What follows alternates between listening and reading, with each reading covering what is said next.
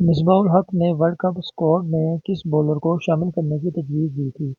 Pakistani cricket board کے technical committee کے سربراہ اور سابق کپتان مصباح الحق کا کہنا ہے کہ انہوں نے اور سابق کپتان محمد حفیظ نے ورلڈ کپ کے اسکواڈ میں مصری اسپنر ابرار احمد کو شامل کرنے کی تجویز دی تھی۔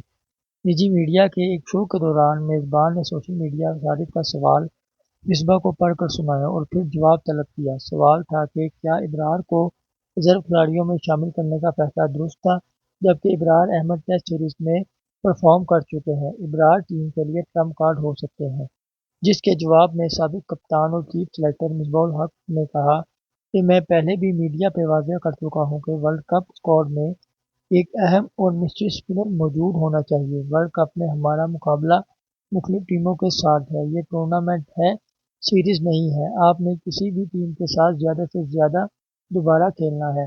سابق کپتان نے بتایا کہ ٹیم مینجمنٹ کو ورلڈ کپ اسکواڈ میں ابرار احمد کو شامل کرنا چاہیے تھا۔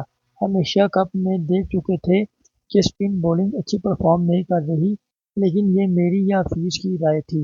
اصل فیصلہ اور سوچ تو کپتان اور ٹیم مینجمنٹ کی ہوتی ہے۔